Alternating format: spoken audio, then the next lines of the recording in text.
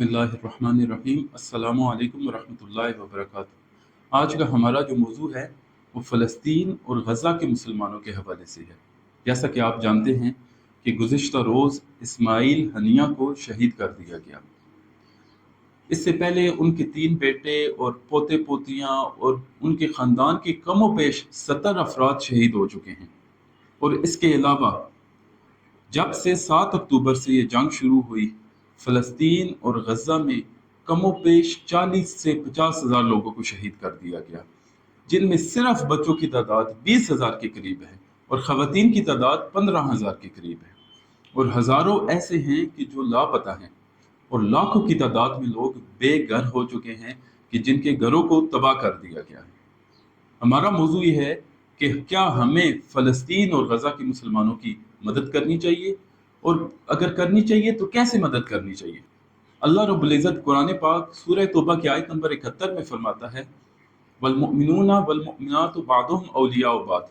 मुसलमान मर्द और औरतें आपस में एक दूसरे के मददगार हैं। अल्लाह के नबी सल्लल्लाहु अलैहि वसल्लम ने इरशाद फरमाया, मुसलमान का भाई है, ना उस पर जुल्म करता है और ना उसे जुल्म के लिए छोड़ता है।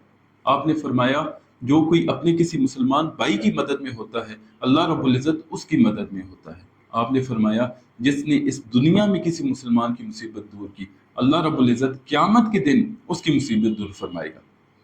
तो क्या आप नहीं समझते कि इन नसूस की रोशनी में फ़लस्तीन और गज़ा के मुसलमानों की मदद करना हमारा मज़हबी फ़रीज़ा है। अब सवाल ये पैदा होता है कि उनकी मदद कैसे की जाए। सबसे पहले और बुनियादी तौर पर मुसलमान होने के नाते हमारा ये मज़हबी फ़रीज़ा है कि हम दिन में जब भी 5 मरतबा नमाज पढ़ें, ज़िक्र अस्कार करें, हुज़ूर नबी करीम सल्लल्लाहु अलैहि वसल्लम पर दुरूद पाक पढ़ें, तो हम गज़ा के मुसलमानों को अपनी दुआओं में याद रखें। दूसरी और सबसे अहम चीज़, जैसा कि आप में से अक्सर लोग जानते हैं कि 7 अक्टूबर को जब इस जंग का आगाज़ हुआ, उसके साथ ही पूरी दुनिया के मुसलमानों की जानिब से एक तहरीक का आगाज़ किया गया। वो तहरीक बाइकआउट की तहरीक थी। उसका मकसद ये था कि वो तमाम मसनूआत जो डायरेक्टली या इनडायरेक्टली किसी तरह से भी इसराइल को नफ़ा और फ़ायदा पहुंचा रहे हैं, हम उनका बाइकआउट करें। पूरी दुनिया के मुसलमानों की जानिब से इसका खैर मकदम किया गया और बड़ी तादाद में लोग इस तहरीक में शामिल हुए। लिहाजा मैं ये समझता हूँ कि हमारा मज़हबी फ़रीज़ा है कि हम भी इस तहरीक का हिस्सा बने और उन तमाम मसनूआत का बाइकआउट करें जो इसराइल को नफ़ा और फ़ायदा पहुँचा रहे हैं।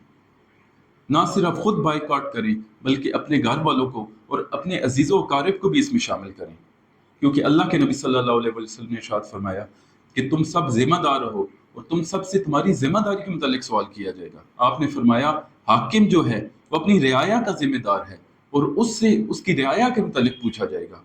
आदमी जो है अपने घर वालों का ज़िम्मेदार है और उससे उसके घर वालों के मुतालिक पूछा जाएगा। इला आखिरिल हदीस। आपने फरमाया, तुम सब निगरान और ज़िम्मेदार हो और तुम सब से तुम्हारी ज़िम्मेदारी के मुतालिक पूछा जाएगा।